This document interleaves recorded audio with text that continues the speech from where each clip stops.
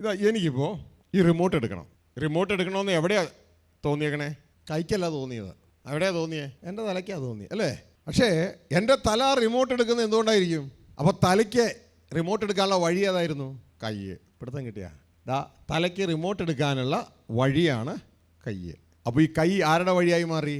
തലയുടെ വഴിയായി മാറി. മനസ്സിലാവുന്നുണ്ടോ? ഇതേപോലെ തന്നെയാണ് ദൈവപുത്രന്മാർ ദൈവത്തിന് വഴിയാണ്. മനസ്സിലായോ? ദൈവപുത്രന്മാർ ദൈവത്തിന് ഭൂമിയിലേക്കുള്ള വഴിയാണ്. അങ്ങനെ ദൈവം നമ്മിലൂടെ ഭൂമിയിലേക്ക് വഴിയായി വന്നാൽ നമ്മളുടെ പേരാണ് ഇമ്മാനുവൽ, ദൈവം മനുഷ്യരോട് കൂടെ. പിടുത്തം കിട്ടിയ ഇത് നടന്ന ഒരു സാമ്പിളാണ് യേശു ക്രിസ്തു. അവന് ഇമ്മാനുവൽ എന്ന പേര് വിളിക്കും. ദൈവം, ഏത് ദൈവം? സ്വർഗത്തിലെ ആത്മാവാകുന്ന സ്വർഗസ്ഥ പിതാവ് ഭൂമിയിൽ മനുഷ്യരോട് കൂടെ. ആരിലൂടെ? യേശു ക്രിസ്തു എന്ന ദൈവപുത്രനിലൂടെ. പിടുത്തം കിട്ടിയ ഈ യേശുവിനെ പോലെ ആകാനാണ് എന്നെ നിങ്ങളെയും വിളിച്ചിരിക്കുന്നത്. അപ്പോൾ യേശു ഭൂമിയിൽ ജീവിച്ച സമയത്ത് ഇന്ന് ഏകദേശം 8.2 ബില്യൺ ജനങ്ങളാണ് ഭൂമിയിലുള്ള.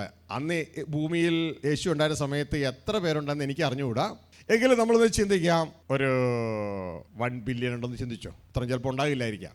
ശ്രദ്ധിച്ച്, അങ്ങനെയെങ്കിൽ 1 ബില്യൺ ജനങ്ങളുണ്ടായിരുന്ന യേശു ജീവിച്ചിരുന്ന 2000 വർഷങ്ങൾക്ക് മുമ്പുള്ള സമയം, അത്രേ ജനത്തിൻ്റെ ഉള്ളിൽ യഹോവയ്ക്ക് വഴിയായി ഒരാളേ ഉള്ളൂ. അതാണ് യേശു.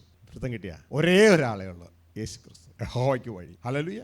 യഹോവയ്ക്ക് വേണ്ടി പ്രവർത്തിക്കുന്ന പലരും ഉണ്ടാകും. യഹോവയ്ക്ക് വഴി എന്ന് പറഞ്ഞാൽ ടോട്ടൽ ഡിഫറൻറ്റാണ്. യഹോവ ജീവിക്കുക ആ വ്യക്തിയിലൂടെ. ഇതാ ക്രിസ്തു പറഞ്ഞ, പിതാവ് എന്നിൽ വസിച്ച് എന്നിലൂടെ ജീവിക്കുന്നു, എന്നിലൂടെ പ്രവർത്തിക്കുന്നു.